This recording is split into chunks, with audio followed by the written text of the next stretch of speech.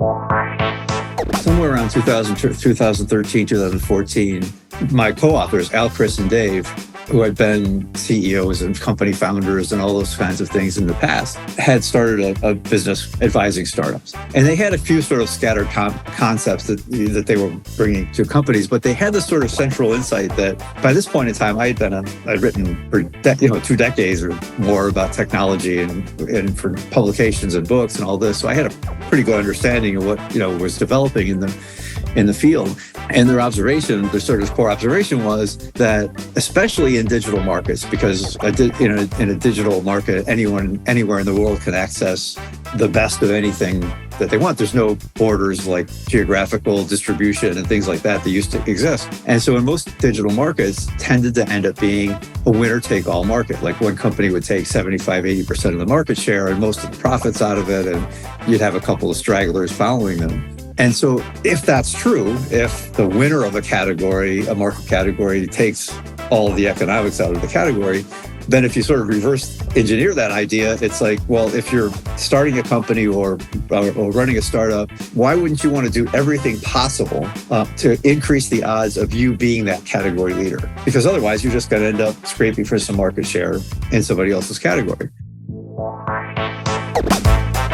This is the Play Your Position podcast, where we huddle up, call the plays, and inspire you to run your ball into the end zone. Are you ready to score more game-winning touchdowns in your life, business, and career? Then listen up, because it's game time, baby. Now, here's your host, Mary Lou Kaiser. Hello, Team PYP. Mary Lou Kaiser here. Welcome to today's episode of the Play Your Position podcast.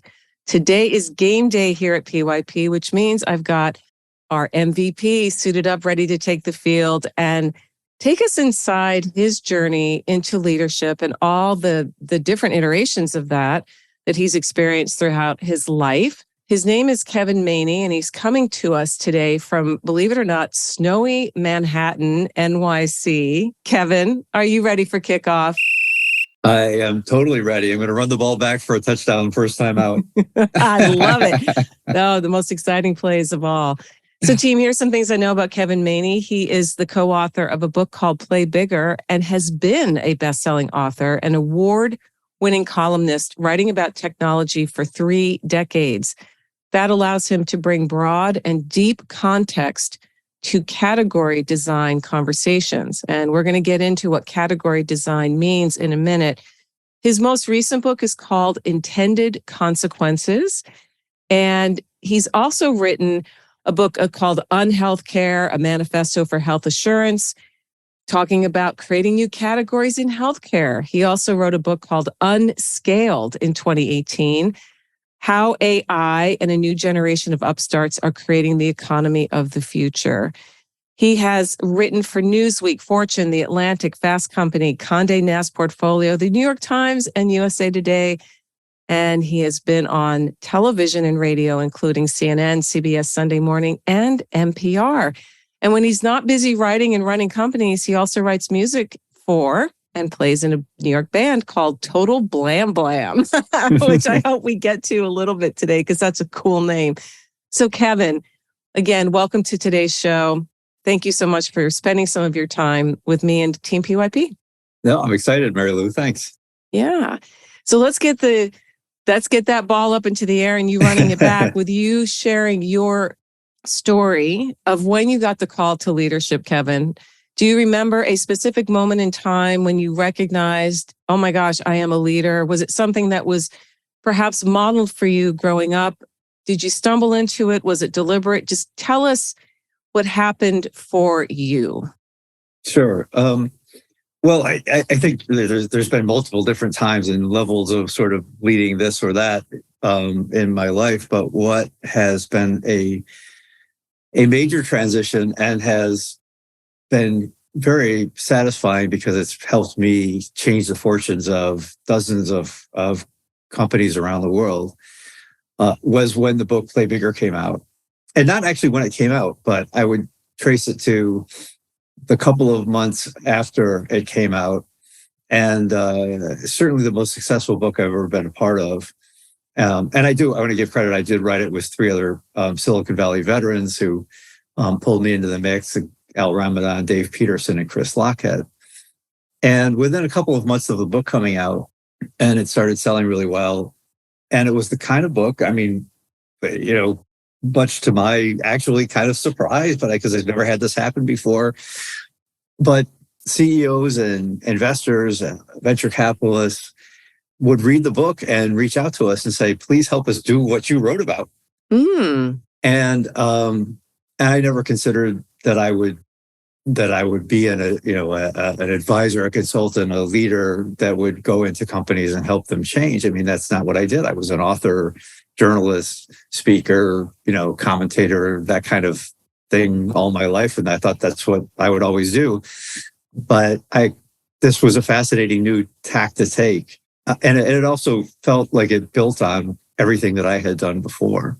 And we could talk about that. I know you and I talked a little about that. I want to get into it if that's something you'd like to. But I started doing it with, we formed a firm called Category Design Advisors, because in Play Bigger, the whole book basically is proposed this new discipline and how to do it that we called category design, which is now since caught on. I mean, if you go on like LinkedIn, and there's people that actually call themselves category designers or are, chief category designers at companies and things like that. And I started doing this work. We developed essentially a program that was a way to take what we wrote about in the book to a company and help them do this, in a kind of a sprint burst to get them to understand the concepts and help them work through it. And it's been tremendously successful. I mean, it's become what I do. I still write books. I still like to do those kinds of things, but it has become the centerpiece of what I do. And as I said, it's tremendously satisfying because we go into companies and most of them come away feeling like we truly help them understand what they should be doing, put it into words, convince the rest of the company that this is the flag on the hill they need to go for, and then tell the world about it and essentially capture a new category of business. And a lot of the companies have had very good outcomes from it. So it's just been a tremendous ride. Wow, it sounds like a tremendous ride. And what's cool about it to me is you didn't set out to do that. You wrote a book, obviously you co-authored a book, and probably put a lot of time and heart into it. And here you are. So that came out in 2016. Was it one of those 2-year book writing projects where you started maybe like 2014 or so? And tell us more. Tell us more. Define category design for listeners, if you wouldn't mind. And then maybe give a couple of examples, whether they're historical or current, that listeners could have some context around this work that you're doing. Sure, absolutely. So just a little context is what happened was somewhere around 2013, 2014, my co-authors, Al, Chris, and Dave, who had been CEOs and company founders and all those kinds of things in the past, had started a business advising startups. And they had a few sort of scattered concepts that they were bringing to companies, but they had this sort of central insight that by this point in time, I had been I'd written for 2 decades or more about technology and for publications and books and all this. So I had a pretty good understanding of what was developing in the field. And their sort of core observation was that, especially in digital markets, because in a digital market, anyone anywhere in the world can access the best of anything that they want. There's no borders like geographical distribution and things like that used to exist. And so in most digital markets tended to end up being a winner-take-all market. Like one company would take 75, 80% of the market share and most of the profits out of it, and you'd have a couple of stragglers following them. And so if that's true, if the winner of a market category takes all of the economics out of the category, then if you sort of reverse engineer that idea, it's like, well, if you're starting a company or running a startup, why wouldn't you want to do everything possible to increase the odds of you being that category leader. Because otherwise you're just going to end up scraping for some market share in somebody else's category. So we started with that concept and then started to sort of engineer like, okay, well, if that's the goal, what would you do to try to increase those odds? And it starts with a process for discovering where a new market category might be, or what a problem is that needs to be solved in the world that's not being solved. And then from there, help, essentially using the concepts of design to design that category in your favor. So that if anybody else were to come into it, they would actually have to play by your rules, which give you an automatic advantage. And we ended up, there was no term called category design before that, other than, it was used sort of like in the idea of like in a Procter & Gamble product category, somebody might be called a category designer trying to create a new shelf space for a soap or something, but it wasn't really applied like this. And so we came up with the phrase category design as a way to label it as essentially as a new discipline for people to learn and practice. And our goal all along was not to like set ourselves up as like, the world's consultants on this. It was actually to create a movement. We wanted to create a movement because we believe that every company should do this and every company should think this way. So we propose this, and I think what people appreciate about the book, I think there are two things people appreciate about the book. One is that it doesn't just lay out the case for this new idea. It's actually a step-by-step guide. Like, so there's a playbook in there. So companies can read the book. They understand why this is important, up front. And then it basically takes them through, here's what to do this, layer by layer. And honestly, I'll tell you the other thing that people really appreciate of the book is the four of us had so much damn fun doing this book. And, Chris, one of the co-authors, Chris, had a wonderful house in Santa Cruz, California. This was our headquarters for the book. We'd all go there once a month for, maybe 3 days and jam on the ideas. And we all got along so well. We had so much fun. And it's a very irreverent, the farthest thing from an MBA course you'd ever probably experience. And the attitude of the book comes off that way. Yeah. So it's fun. It is irreverent. It takes apart things that people may have believed before. And so people enjoy the book and they get a real way to practice what we preach. And that's why that's why I believe it's sold so well and it's gotten the reaction it has. Yeah. Well, first of all, I love the fact that all four of you approached the project with the spirit of playfulness and fun, because why do anything if you're not laughing and having a good time? And that what's interesting is how ironic that you didn't set out to become the category of this, and you are. Well, that's what we say. Well, first of all, we the category designers created the category of category design. Right. It was all kind of meta in the first place. It's awesome. So exactly. It is so awesome. And so from that book came your business now, and you're helping companies all over the world. Is that what I heard you say? Yes. We've okay. Certainly in the most of the business has been in the U.S., but we've had tremendous interest in the U.K., some other parts of Europe. We worked with one super fun Israeli company, and so the interest has been pretty much everywhere. And there's kind of a circle of people around us that have worked with us in different capacities for years and years before. And some of them have actually branched out and started their own businesses in category design. There's one guy named Gerald Dickens who's in Singapore. He's actually doing this in Asia. Wow. And another former guy in London who's doing some of that. It's really kind of had these tentacles that's gone everywhere. It's fantastic. And I can only imagine tremendously satisfying to know that, again, out of something that was not, I see two camps of people in I guess, business to use a broad category or topic. There's the ones like you guys where You wrote a book, you put it out there with really no expectations for what it has become. And it was a wonderful surprise at the way it took off. Okay. And then there's the other people who sit around and it's almost like they break their brains trying to come up with the thing to do what you did. And so I'm curious, Kevin, if you wouldn't mind, I'm going to go a little bit out there here.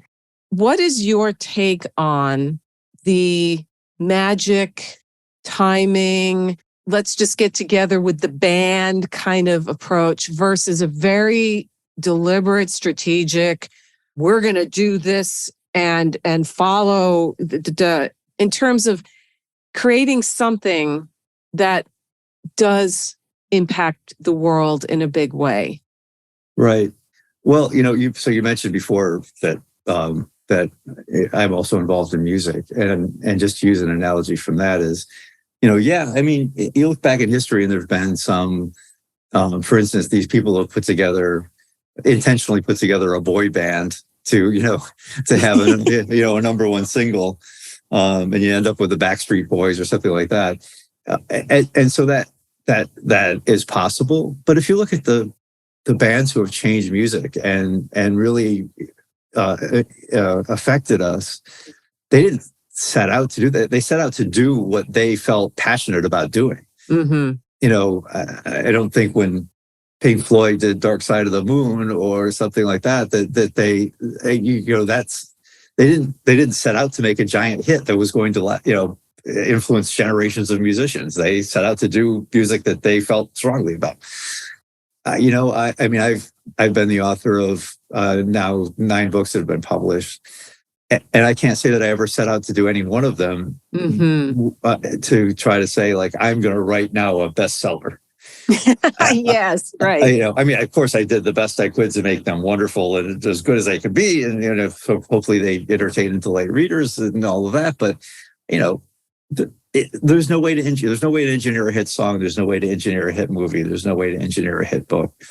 And I think most of the things that really change our lives come from a place of passion and commitment to like some particular idea. Yes, hallelujah. Amen. I say to that, and I love that you brought in the music, because that artistic side, that creative side, not that business can't be creative. Certainly it can. Just showing up to an idea because it's calling to you, that's where things happen. Mm-hmm. That really is. Versus, to me, engineering something, and I don't mean this disrespectfully to all the engineers out there, because we need engineers. They're a huge part of how our world functions. But there's something very, I guess it's more not precise so much, but mechanical. Whereas writing a song, for example, or writing a book, or sitting together with friends and brainstorming concepts for a category in business, whatever it may be, that is drawing on a much different place than if this, then that approach to, I guess, in mathematics. But the two, we need both. I mean, music and mathematics are very closely aligned. Mm-hmm. The right brain, left brain power. And it sounds to me, just in the short time I've had a chance to talk with you, that you have strength in both spheres. Not everybody does, but you really can come at things from both that right brain, more creative, let me just be open to what I'm sensing or feeling and want to follow. And then you're also a businessman where you understand that, okay, sometimes we have to have systems and processes and procedures in place. And certainly writing a song, writing a book requires all of that. You've got to be creative and come up with it, but then you got to shape it and do the editing and the revising. And in music, I imagine when you are playing with your band, you're practicing and listening back. Do we like this? Do we want to try it this way? Do we want to try it that way? And that's all mixed in with the process. When you go in and work with a company, Kevin, do you mind sharing a little bit? Give us a taste of what that experience is like. Sure. Well, First of all, we believe that we're experts in category design and in understanding or as you said in the introduction, kind of the history and context of technology. We're not. We believe the companies we go into are experts in what they're doing and the market they want to address. And we have no inclination of like going in and saying we're going to study the market and come in and tell you what to do. We believe you already know what to do. We just got to get it out of you. And so the process begins with we want the leadership team of the company in the room. Maybe it's been anywhere from 6 to 12 people, maybe around the table. And we lead a discussion the first day. And the first thing that we put up on a slide is what problem do you really solve? Oh. And it's a lot harder answer to come up with than you would think. It seems like it would be it's a simple question, and it's a really hard answer. And because a lot of times the problem that companies think they solve isn't a problem at all that they really solve, or they're solving a problem that nobody really cares that much about. But there might be an adjacent problem that their technology could solve that people would really care a lot about. So that whole first conversation is not about the company or the product or anything, but actually looking outward and saying, what's out there and what's the missing thing in the world that you feel like you're the only people in the world who could address. So in that sense, category design is really an outside-in way of looking at strategy. It's a way of actually understanding that missing thing in the world, what it means, why people need something to address that missing, and then moving inward to why are we the ones that can solve that? What is our special sauce or skill set? And then what is that solution, that unique solution that we can craft? And so the whole first day is a 6-hour discussion that basically centers on that. We'll spend some time.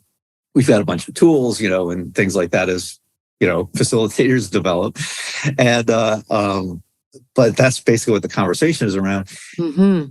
And usually by the end of that 6 hours or so, we get to a place where everybody around the table has come to some agreement that this is the story we now need to tell. This is the narrative that defines us, and then this is a place where my particular skill as a journalist and author over all these years comes in.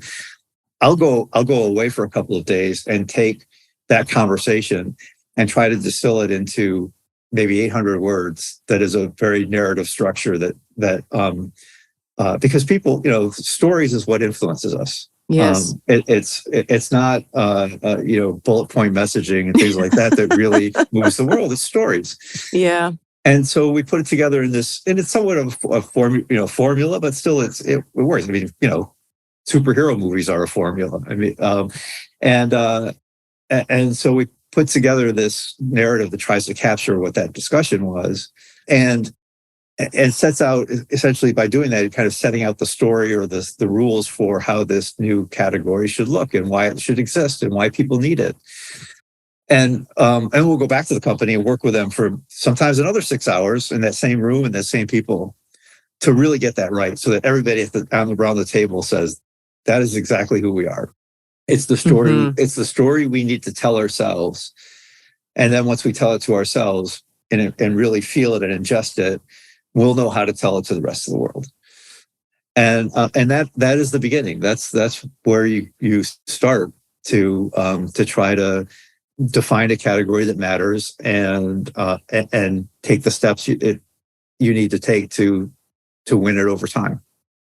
Wow, so much in there. I was looking at your website, and one of the statements you have on here related to what you just described is different creates new categories.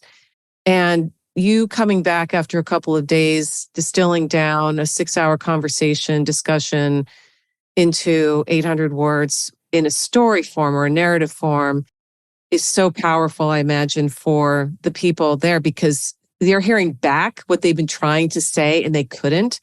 And I imagine there's a lot of, yes, that's it exactly kind of responses. We I just have to say, like, the most, maybe the single most satisfying things about this of all is the number of times that we've read that story back. Because what we'll do is we'll go back in the room and as a starting point, basically read the story out loud and put it up on the slides as it goes down.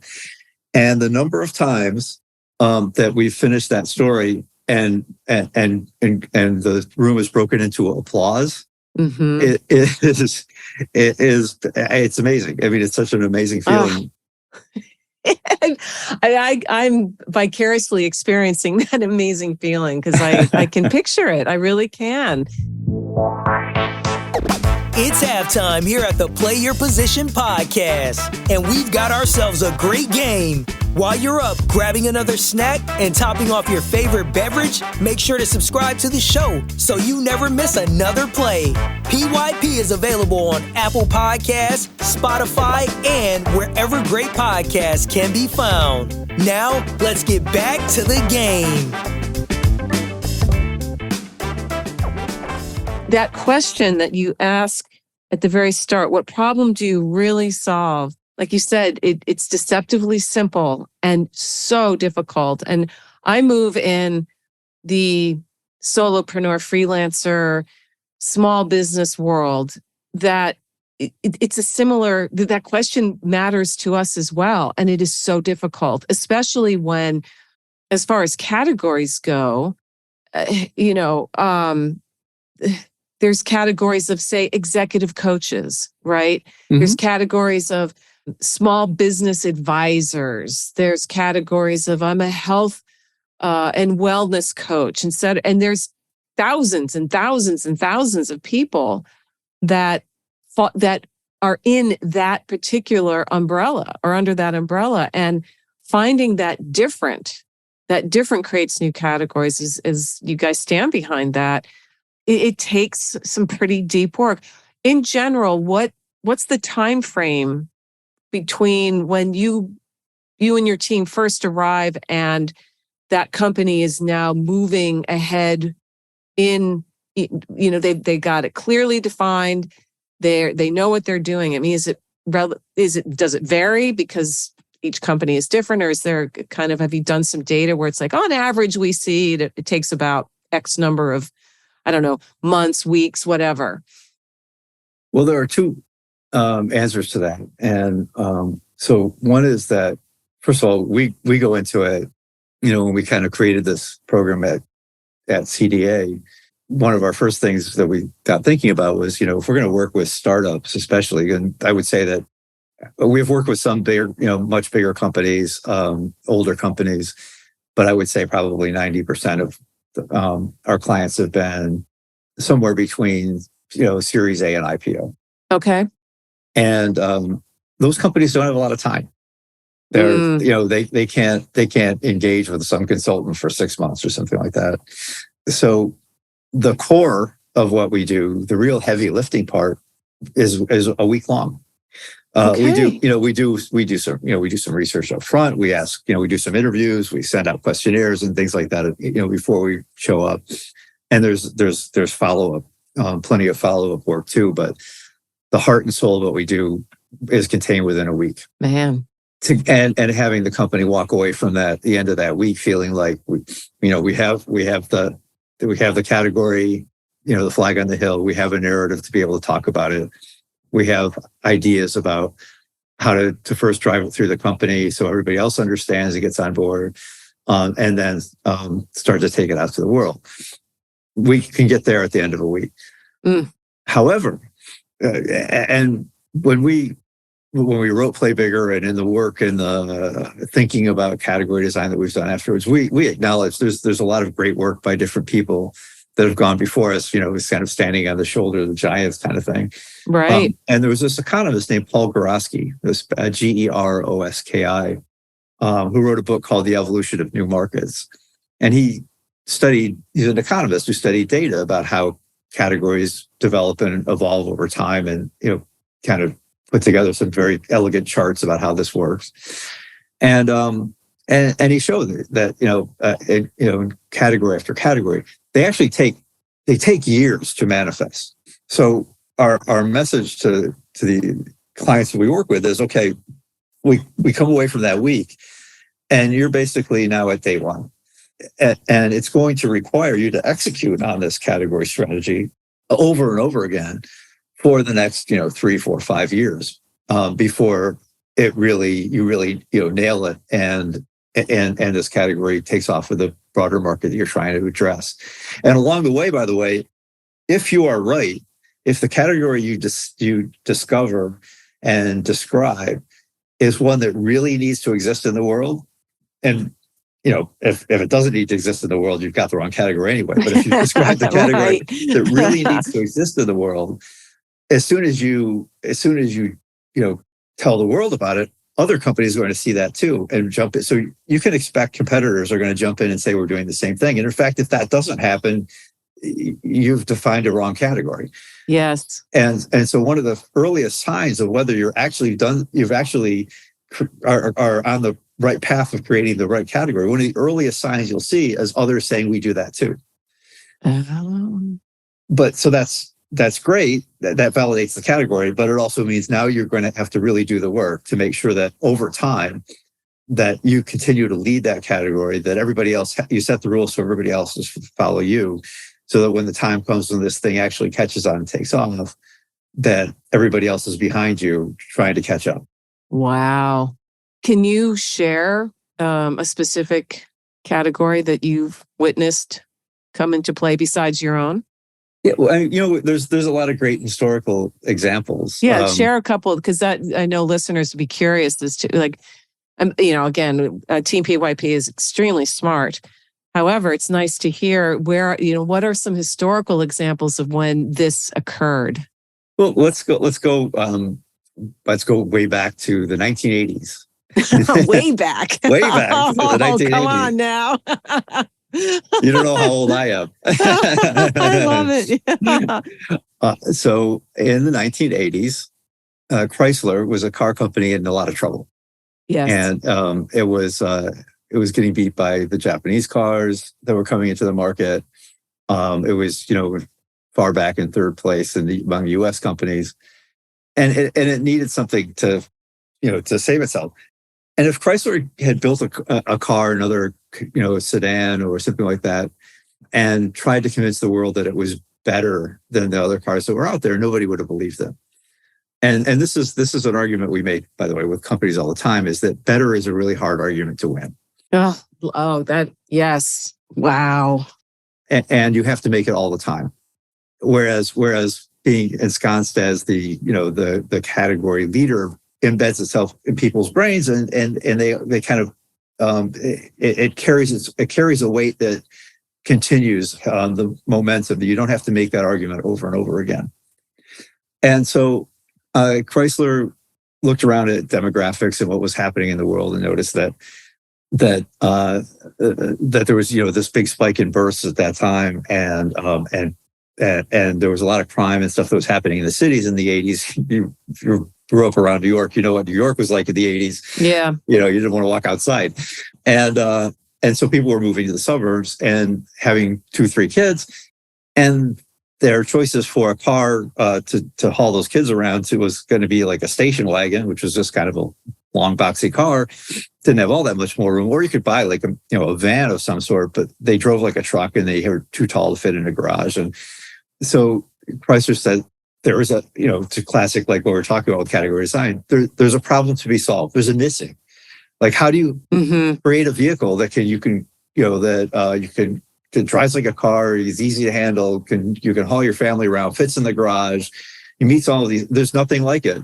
And so Chrysler went ahead and had its engineers design what we now know as the minivan. Wow. And what's really interesting about the minivan is that there's a brand. There's the Dodge Caravan, the Plymouth Voyager, which is what they came out with. Yeah. Yeah. But Chrysler marketed the category. It convinced because when people have their third kid or whatever, even today, right? The conversation isn't maybe we need to go out and buy a Dodge Caravan. The conversation is we need to go out and buy a minivan. So Chrysler marketed the category of minivan the problem to be solved. And then the brand that they created, the Plymouth Voyager and Dodge Caravan, were a brand that solved that category problem. And yes, Toyota and GM and Ford, whatever, all others made minivans after that. But it's whatever it is, 40 plus years later, and Chrysler still has like half the minivan market around the world. Does it really? It does, yeah. Because I don't think of the minivan associated with Chrysler. I think of the minivan like the brands you just said, Toyota, Honda, the Honda Odyssey. Yeah, I think one of the biggest selling minivans of all time. So that's interesting. Okay, all right.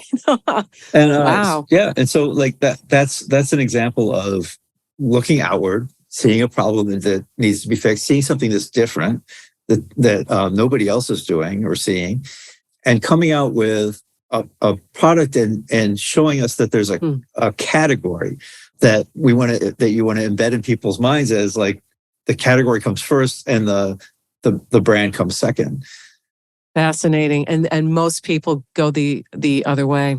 Mm-hmm. They focus on the brand, and but they're operating within an existing and often oversaturated category. And to your point earlier about no one's going to notice you. I love this on just taking it off your website about crowds are good if you want to hide. I mean, that's brilliant.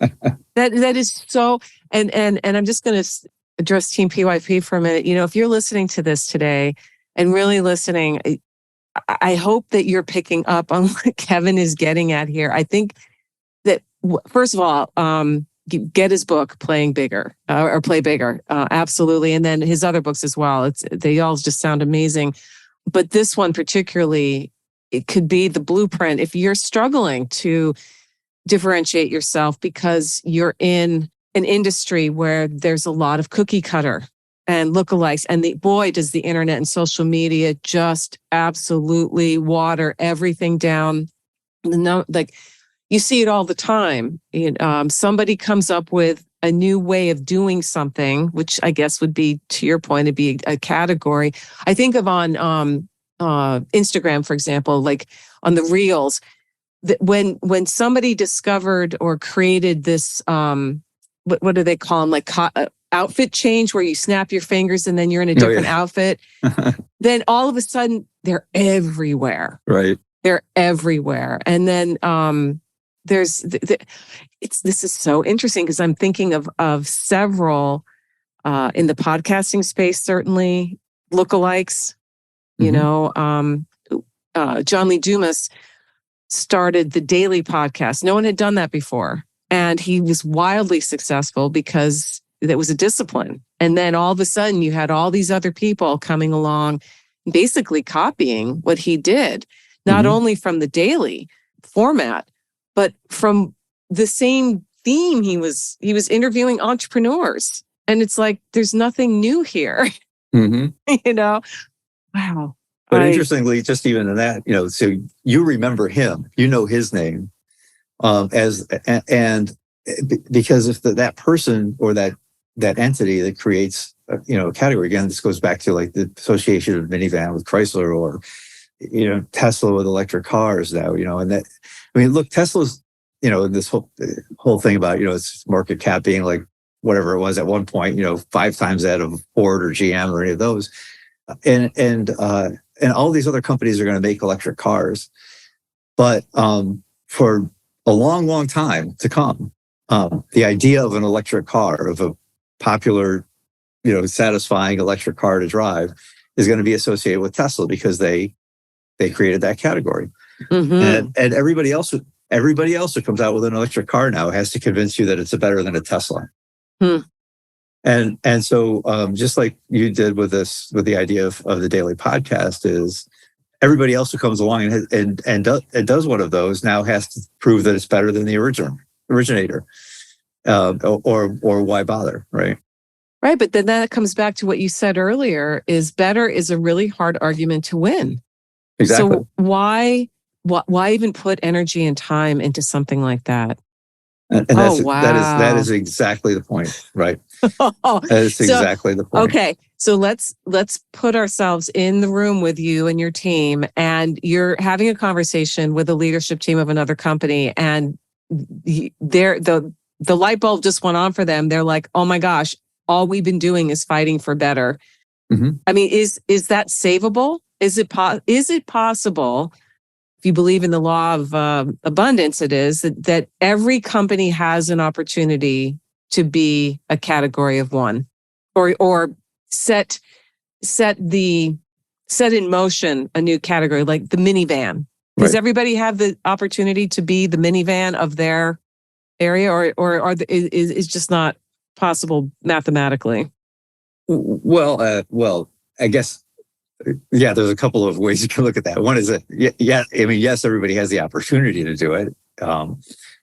Obviously, if every single company in the world created a new category, then they're, you know,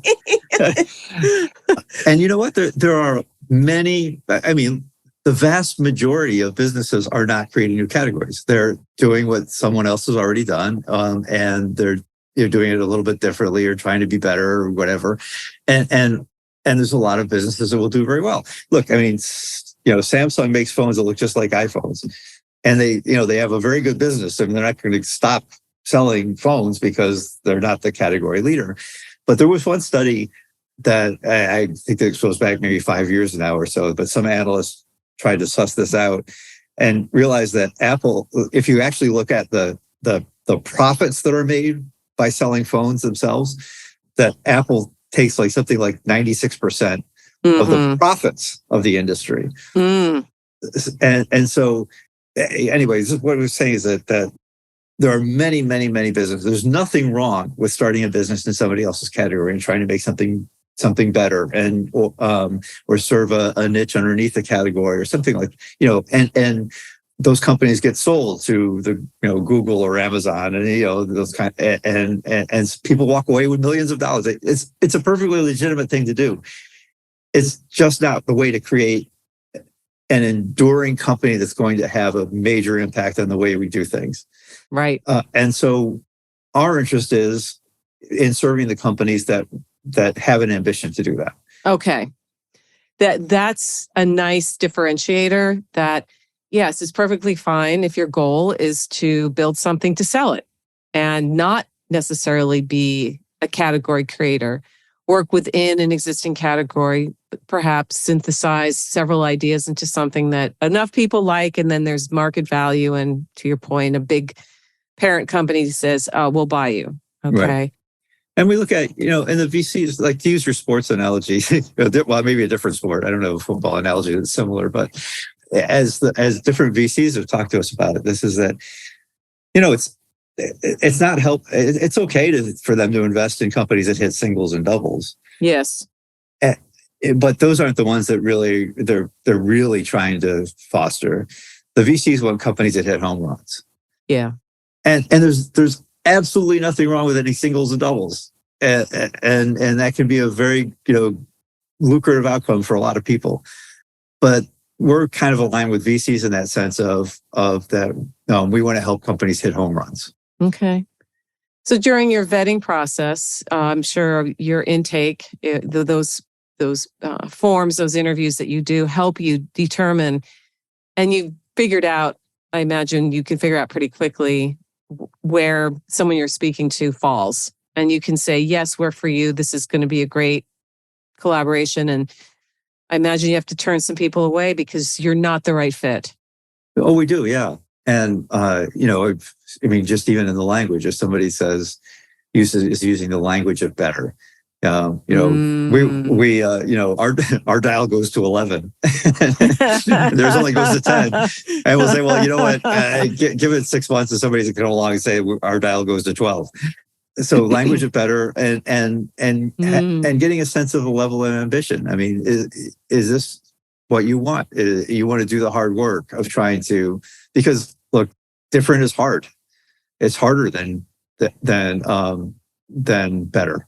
In the sense of you're trying to create something new and that doesn't exist in the world yet, and you're trying to convince people that it matters, and that's a lot of hard work. So, we will often try to suss out whether the company is that's what you really are after. Right. Oh my gosh. So interesting and relevant. I have to ask, because you wrote a book about AI, looking at these, talk about all the talk now, especially in the writing space, is Chat GPT is going to ruin, writing for everybody.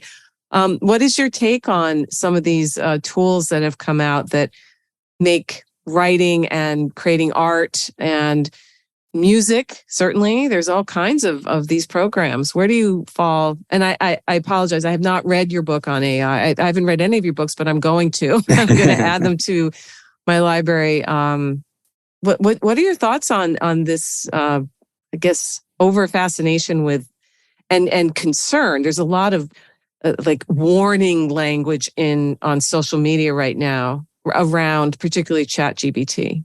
Yeah. No, well, it's fascinating. I think, from my perspective, that where we are in AI right now may be about where we were with the internet in the early .com boom. Oh, okay. So, and if you think about the early .com boom, there was this tremendous excitement. There was this, everything's going to be different. The economics of how companies work are different, and all this stuff. And there was this boom in excitement, and essentially the belief of how it was going to change the world was right, but the way it was working at that point yet wasn't. So You saw this giant shakeout where many companies disappeared.